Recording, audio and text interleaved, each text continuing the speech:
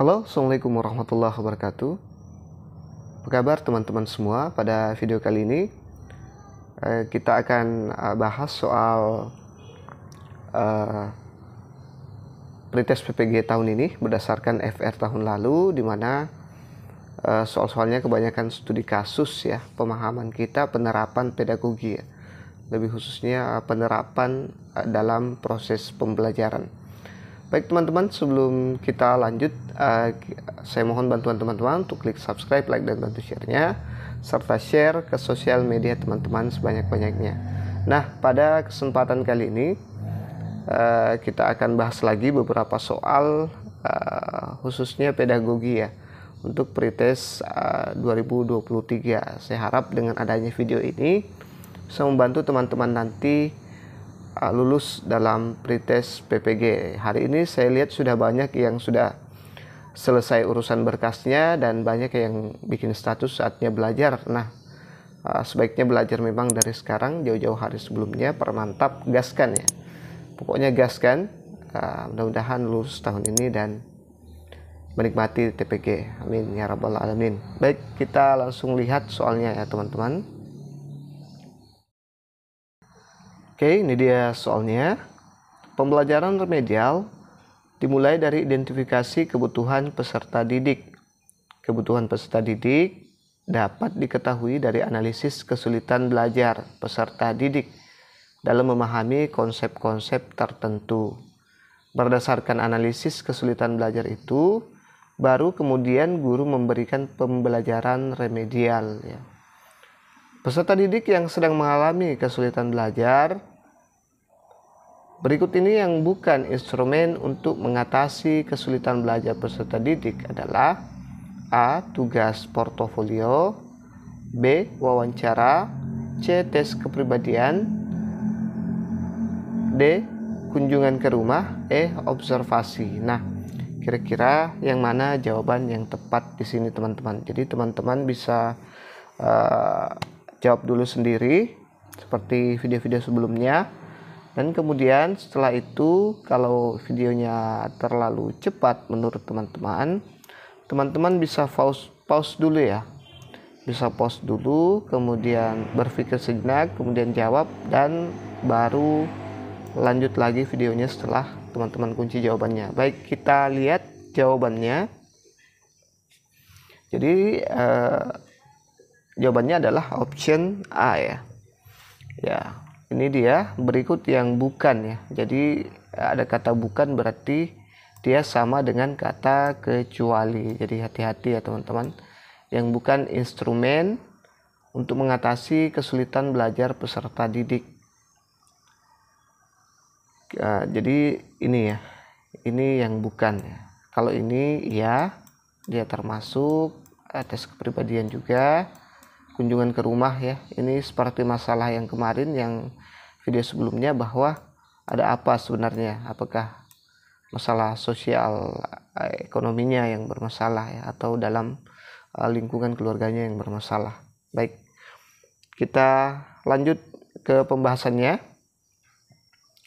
Usaha yang dilakukan untuk penyembuhan kesulitan belajar dapat diidentifikasi dengan instrumen observasi, angket, wawancara, yaitu antara lain dengan mengamati hasil pekerjaan peserta didik, tugas kelompok, buku rapor, kunjungan ke rumah, dapat pula dengan tes psikologi, tes intelijensi, tes bakat, dan tes kepribadian.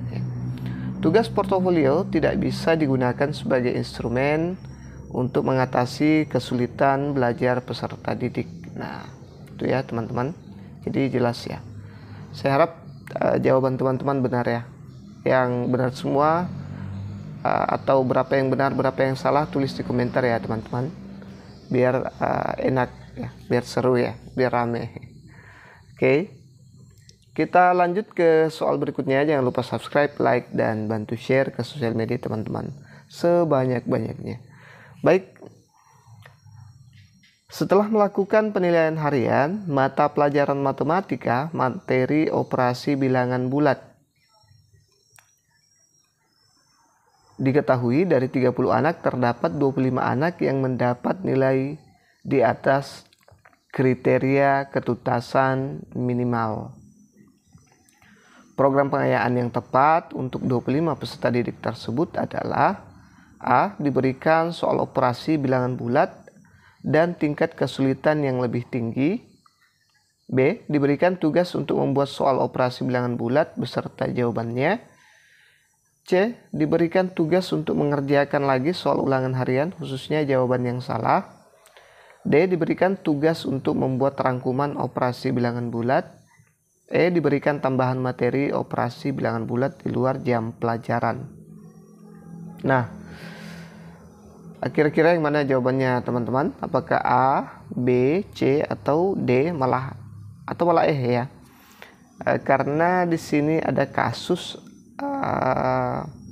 dari 30 anak ada 25 anak yang bisa mendapat nilai di atas KKM ya, di atas KKM. Berarti cuman tinggal 5 siswa yang belum mencapai KKM. Di sini dia materinya operasi bilangan bulat ya untuk pelajaran matematika. Nah, yang ditanyakan itu bukan yang 5 tapi yang 25 ya, yang melewati batas ambang KKM. Kira-kira program pengayaan yang tepat untuk ke-25 peserta didik ini apa ya? Oke, saya yakin teman-teman sudah kunci jawabannya. Kita lihat jawaban yang tepat. Ya, jadi jawaban yang tepat adalah option A ya. Diberikan soal operasi bilangan bulat dengan tingkat kesulitan yang lebih tinggi ya. Karena mereka dianggap sudah menuntaskan soal itu ya. Jadi namanya juga pengayaan, kita ingin dia lebih hebat lagi ya, lebih naik kelas lagi ya. Oke, pembahasan program pengayaan yang tepat untuk mata pelajaran matematika adalah memberikan soal dengan tingkat kesulitan yang lebih tinggi. Karena soal-soal dalam mata pelajaran memiliki variasi yang beragam. Dengan memberikan soal dengan tingkat kesulitan yang lebih tinggi, peserta didik dapat menambah pengetahuan mengenai KD yang sudah dipelajari ya. Jadi namanya mengkayakan berarti harus ada yang ditambah ya teman-teman. Itu inti dari pengayaan. Baik, kita lanjut ke soal berikutnya. Jadi soalnya nanti akan seperti ini ya. Rata-rata contoh kasus atau studi kasus penerapan pedagogi dalam proses pembelajaran di pretest 2023. Itu mirip dengan UP ya. Jadi tidak jauh-jauh. Nanti kalau UP bisa lagi kembali ke sini ya teman-teman. Bu Andin akan mengajarkan mata pelajaran seni budaya dan prakarya untuk kelas 6, yakni membuat brosur. Mata pelajaran yang tepat adalah model pembelajaran yang tepat adalah A. Discovery learning, B. Project based learning, C. Problem based learning, D. Contextual teaching learning, E. Inquiry learning. Nah, kira-kira yang mana nih teman-teman dari kelima opsi ini yang benar ya? Ini ada pelajaran seni budaya dan prakarya. Siswa kelas 6 diminta membuat brosur. Apakah dia discovery learning, project based learning, problem based learning, contextual, atau malah inquiry learning? Oke, saya yakin teman-teman sudah mengunci jawabannya. Coba kita lihat jawaban yang tepat. Oke, jadi jawaban yang tepat adalah option B ya. Option B, dia termasuk project ya, termasuk project based learning. Jadi ini akan banyak nanti muncul ya, baik di UP yang terbaru. Kemarin saya tanya teman yang UP, muncul soal yang seperti ini, ada beberapa nomor. Yang pretest PPG juga ada muncul tahun lalu soal yang seperti ini. Jadi teman-teman harap pahami baik-baik apa itu discovery learning, project based learning, problem based learning, contextual teaching learning, inquiry learning. Coba teman-teman buka-buka Google ya. Lebih cepat kalau cari buku pedagoginya teman-teman, biasanya agak lama ya. Oke, ini dia pembahasannya. Membuat brosur yakni membuat suatu karya. Maka metode pembelajaran yang tepat adalah project based learning ya, pembelajaran berbasis project. Kita lihat pembelajaran berbasis project atau project based learning atau PJBL adalah model pembelajaran yang menggunakan proyek atau kegiatan sebagai inti pembelajaran. Pembelajaran berbasis proyek dirancang untuk digunakan pada permasalahan kompleks yang diperlukan peserta didik dalam melakukan investigasi dan memahaminya.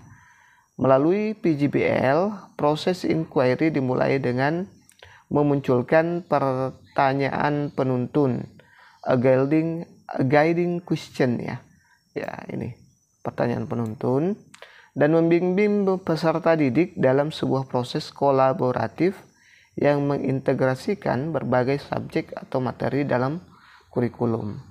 Pembelajaran berbasis proyek memberikan kesempatan kepada para peserta didik untuk menggali konten atau materi dengan menggunakan berbagai cara yang bermakna bagi dirinya dan melakukan eksperimen secara kolaboratif.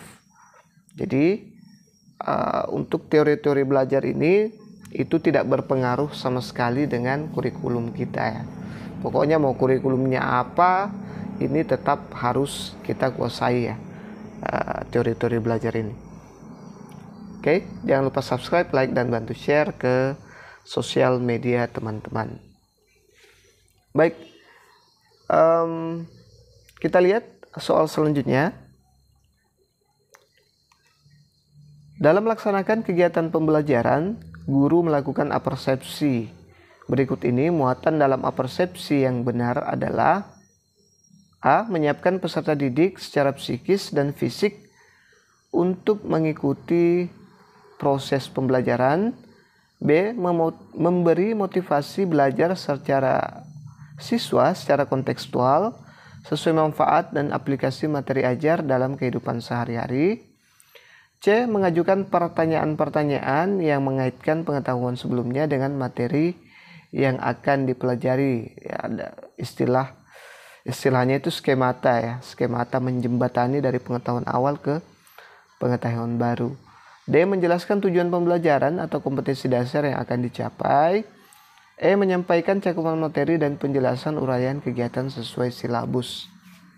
Nah, kira-kira yang mana yang benar di sini?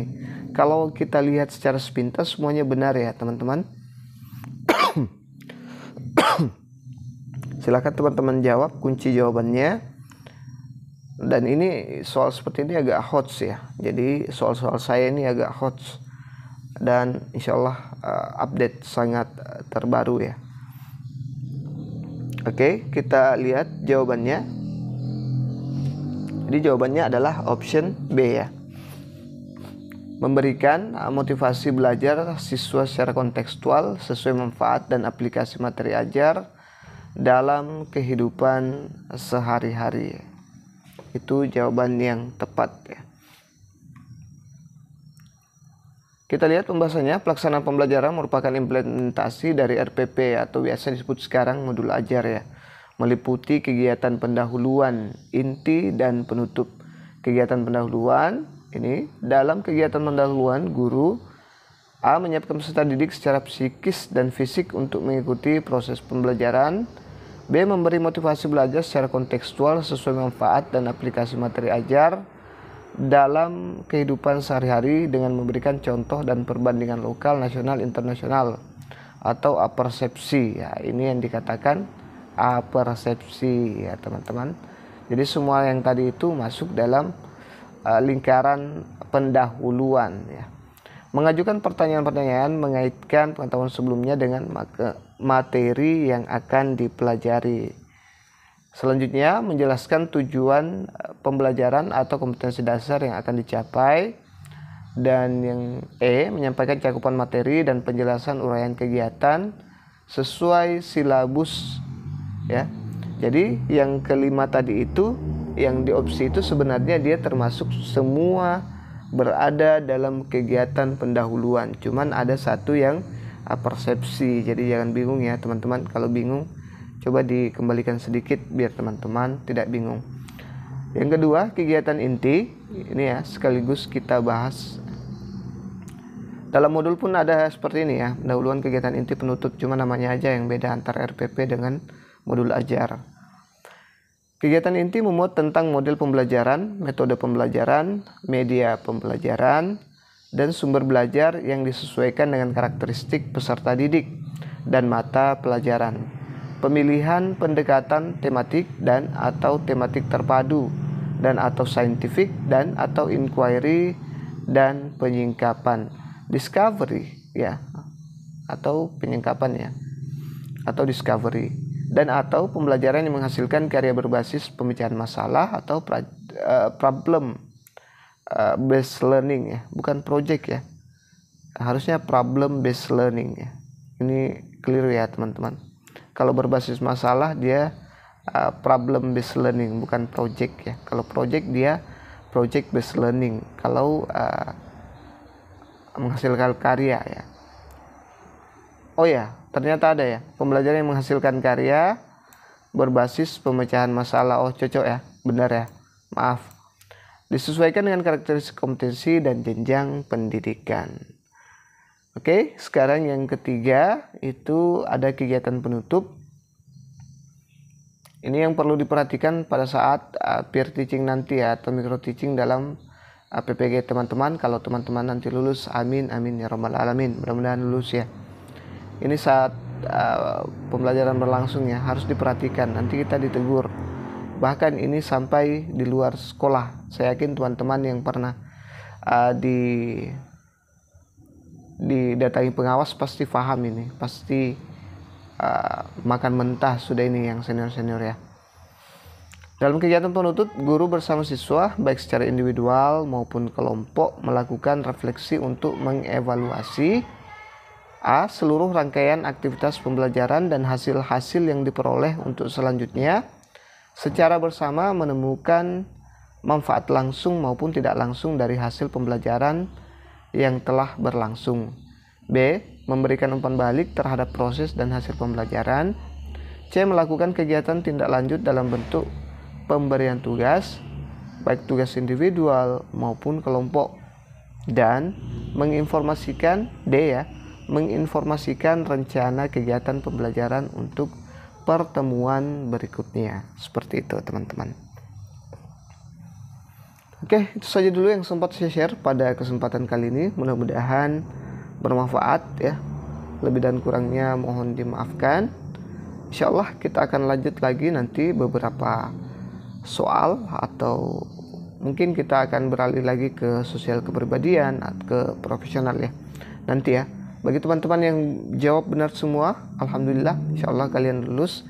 Yang belum, tetap ulangi lagi, atau masih kurang, silahkan tulis semua di komentar ya.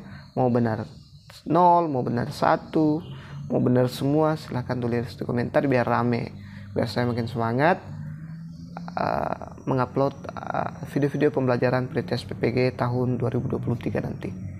Insyaallah. Assalamualaikum warahmatullahi wabarakatuh.